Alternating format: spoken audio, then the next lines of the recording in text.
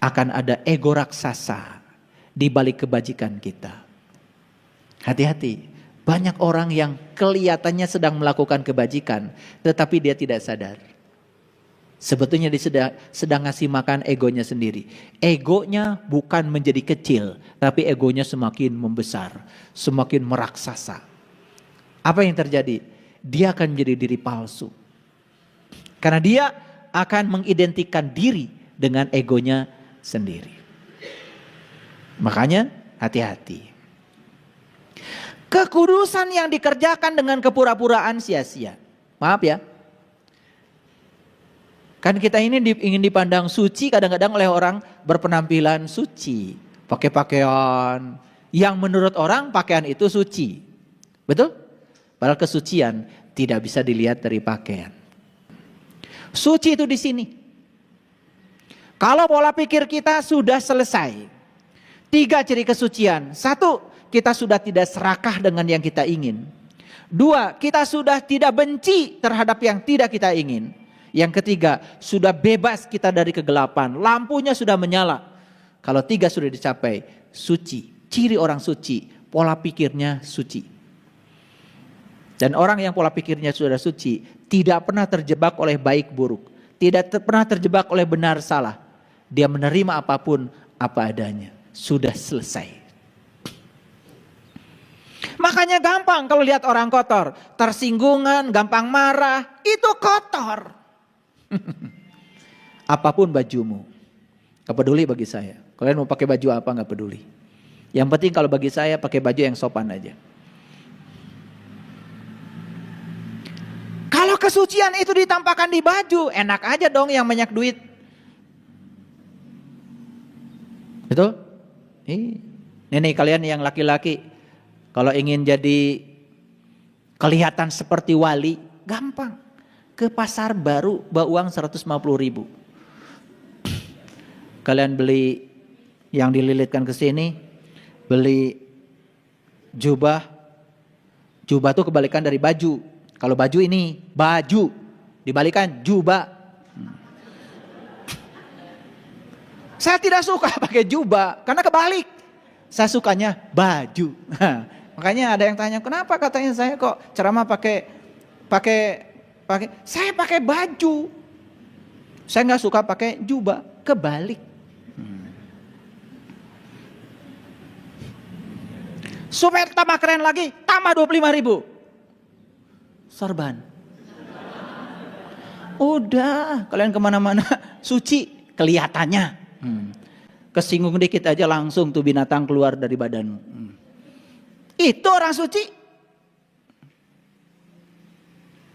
Begitu istrinya tidak sama dengan dia, sudah stop, kamu jadi istri saya.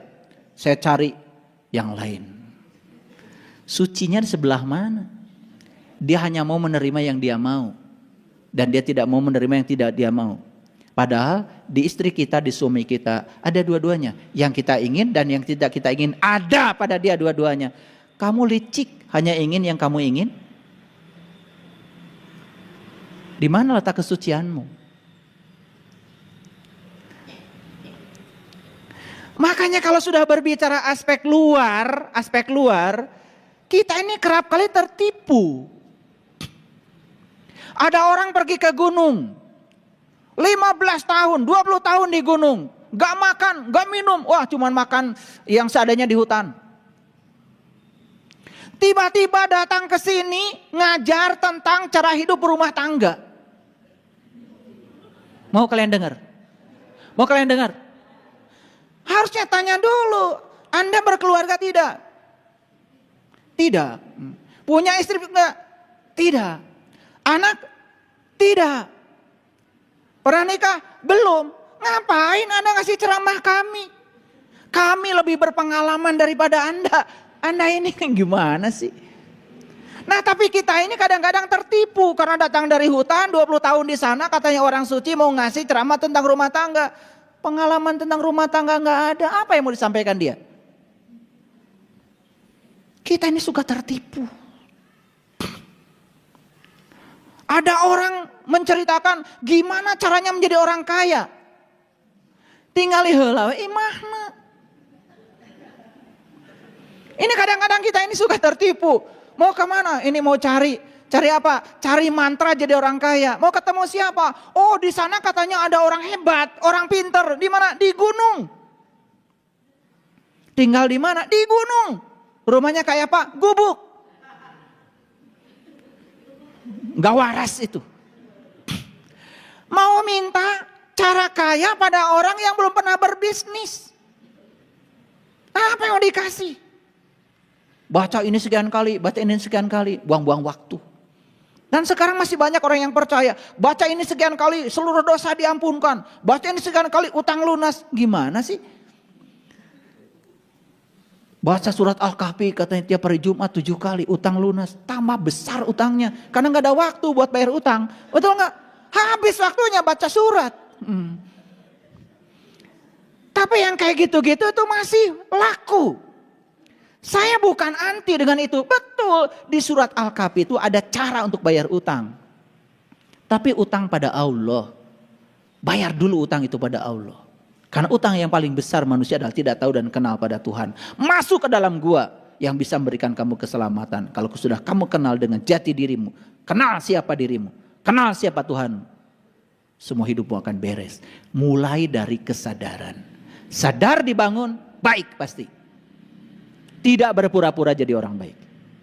Beda isinya. Hati-hati kayak di situ artinya tidak seperti yang kalian pikirkan. Paham maksud saya? Coba waras sedikit ya. Kekudusan yang dikerjakan dengan kepura-puraan adalah sia-sia. Karena itu tidak akan membawa kesederhanaan. Itu tidak akan membawa kerendahan hati. Itu tidak akan membawa pengalaman ketuhanan yang hebat. Yang terjadi hanya memberikan nutrisi pada ego. Jadi kalau hari ini kita berpura-pura suci karena ingin dipandang baik oleh orang lain. Agar tetangga hormat pada saya karena saya orang baik. Stop. Tidak akan membantumu. Tetap saja kekotoran melekat dalam dirimu. Betul? Tersinggung sedikit aja bisa pindah rumah. Betul apa tidak? Iya. Tuh yang ketawa paling kencang tuh. Kesinggung dikit aja pindah rumah. Banyak manusia yang seperti, ulangi ya. Banyak manusia yang seperti menjalani kehidupan orang suci yang terhormat, tapi busuk di dalam. Dan menjalani kehidupan yang tidak berarti. Dosa tetap aja akan menjadi dosa, bahkan kebajikan bisa jadi menjadi dosa dalam tanda kutip. Moralitas tetap saja tidak bermoral. Sepanjang kita hanya berpura-pura. Ayo lihat saya. Kalian sedang duduk mendengarkan saya kuliah seperti ini. Semua itu kelihatan seperti orang sabar. Betul nggak? Seperti orang soleh. Ya seperti. Lo aslimu bukan di sini. Aslimu tuh nanti keluar dari sini. Makanya kenapa di masjid ini saya tidak kasih batas suci. Biar kalian tetap suci ketika keluar dari masjid ini. Makanya ada kan di masjid pakai batas suci. Makanya sucinya tuh di masjid. Betul apa tidak? Keluar dari situ naik sepeda motor kesinggung sedikit. Padahal habis sholat nyerang. Keluar tuh binatangnya. Makanya goreslah orang yang disebut suci olehmu itu. Cubitlah sedikit. Pasti binatangnya keluar. Itu artinya busuknya masih ada di dalam. Karena kalau ingin lihat busuknya seseorang, kasih pancingan. Hal yang tidak dia suka.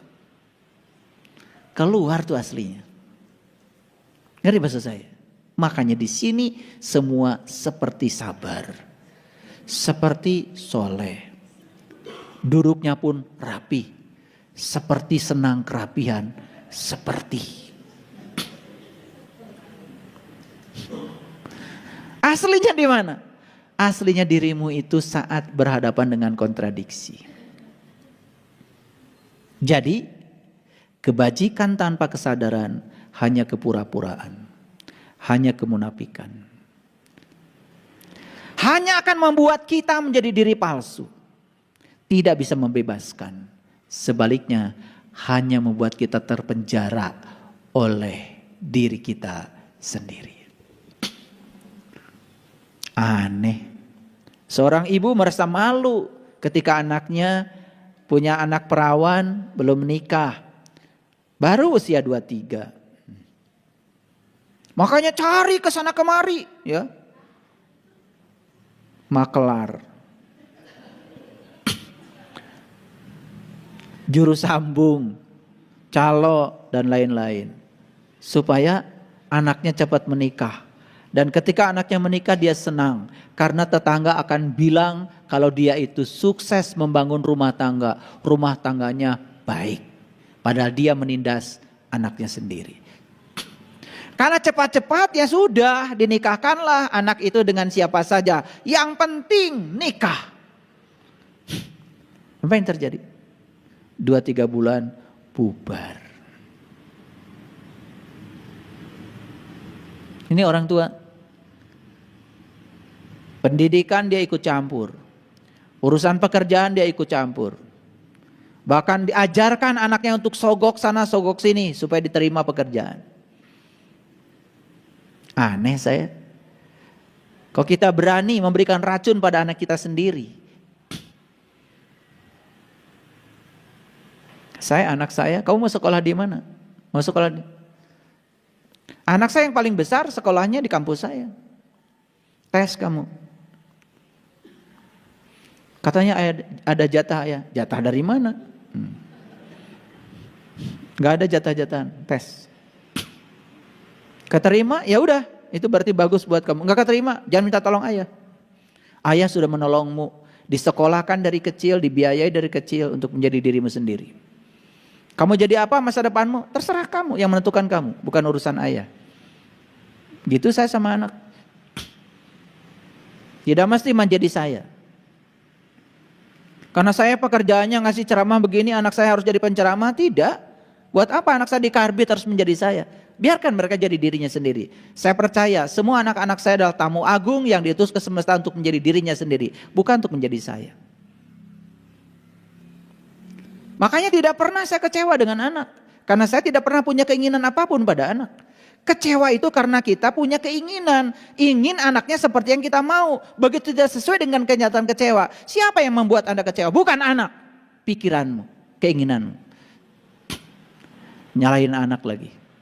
Lagi-lagi ketidaksadaran. Pokoknya ketidaksadaran itu pusarannya jadi sangat-sangat berbahaya.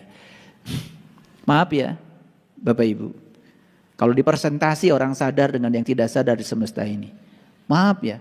Mungkin 95% banyak orang yang tidak sadar. Bahkan kalian sibuk setiap hari melaksanakan ritual agama pun dalam keadaan tidak sadar. Gak tahu tuh tujuannya buat apa. Padahal di Quran jelas. Aqimis shalah, inna shalah tanha 'anil fahsya wal munkar. Dirikanlah salat. Salat itu adalah instrumen, sarana supaya kamu tidak supaya kamu tercegah dari perbuatan keji dan munkar. Salat itu sarana, alat supaya kamu tidak melakukan perbuatan keji dan munkar. Loh, kamu malah ngitung rakaat. Tiap hari ngitung rakaat, rakaat saya ini sudah banyak. Sampereun jaga di akhirat. Beratnya bawa rakaat ke akhirat.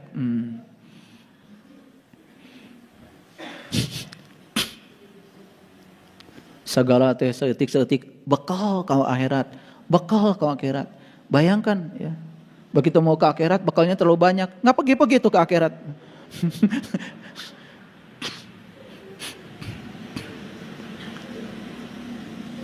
Seueur teuing tuh pahalana.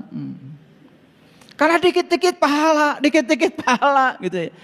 Ya Allah. Karena semua dilakukan dalam keadaan tidak sadar.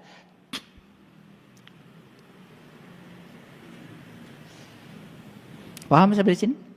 Oke, semua yang dilakukan dalam keadaan tidak sadar, semua akan membuat kita menjadi terpenjara oleh ketidaksadaran kita sendiri.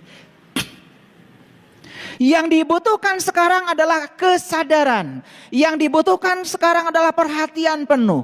Karena perhatian penuh itulah kunci utamanya. Perhatian penuh membuka semua kunci keberadaan. Apa kesadaran itu? Lihat saya. Kesadaran itu adalah hidup dari waktu ke waktu. Gak usah memikirkan besok apa. Gak usah memikirkan masa lalu. Apa yang bisa kita lakukan saat ini, di sini, sekarang, lakukanlah. Sadar itu artinya apa? Hidup dari waktu ke waktu. Sekarang sedang ngaji, ngajilah dengan sadar. Habis ngaji nanti makan, makanlah dengan sadar. Habis makan kemudian nanti pulang ke rumah, pulanglah di jalan dengan sadar. Nyampe di rumah, duduklah dengan sadar. Nyampe di rumah makan, makanlah dengan sadar. Dari waktu ke waktu, selalu punya perhatian penuh. Itu saja, sadar tuh gitu. Gampang kok. Nah, makanya kita ngasih latihan-latihan untuk itu. Ada namanya mindfulness. Yang sudah belajar dengan saya kasih cara teknik berdoa yang bagus. Itu teknik berdoa yang saya ajarkan pada kalian itu sudah lebih dari mindfulness. Gak ada itu yang kayak gitu. Mindfulness itu apa? Tarik napas hitungan 4, tahan napas hitungan 7, buang napas hitungan 9. Kenapa buang napas harus lebih lambat? Supaya kita itu tidak reaktif, responsif, ada delay. Masuk hitungan 4, buang hitungan 9, 9 kurang 4, 5. Ada delay 5. Di situ akan memunculkan kesadaran. Makanya ketika kalian membaca doa-doa yang saya ajarkan, hati-hati, buang napasnya yang terakhir itu harus lebih lambat daripada tarik napasnya. Biar terjadi di sini mindfulness, kesadaran. Belum lagi dikasih afirmasi, dikasih sugesti, keren banget. Makanya amalkan saja. Yang sudah dapat amalkan, jangan jadi kolektor doa. Jangan jadi debt kolektor doa. Buat apa? Itu adalah sarana. Endingnya apa? Endingnya adalah kesadaran. Makanya sadar itu adalah hidup dari waktu ke waktu. Waspada. Sadar akan diri sendiri. Sadar akan sesuatu yang terjadi di sekitar kita. Sadar. Nih lihat saya. Selesai ini keluar. Tiba-tiba ada peristiwa. Sadar saja. Bahwa tidak ada satu peristiwa pun di semesta yang datang secara kebetulan. Kita yang menariknya. Kita yang menariknya. Tidak ada yang peristiwa datang kepada kita, bukan kita yang menariknya. Tidak ada. Apalagi kadang-kadang kita suka nyalah-nyalahin Allah. Oh, saya lagi diuji sama Allah.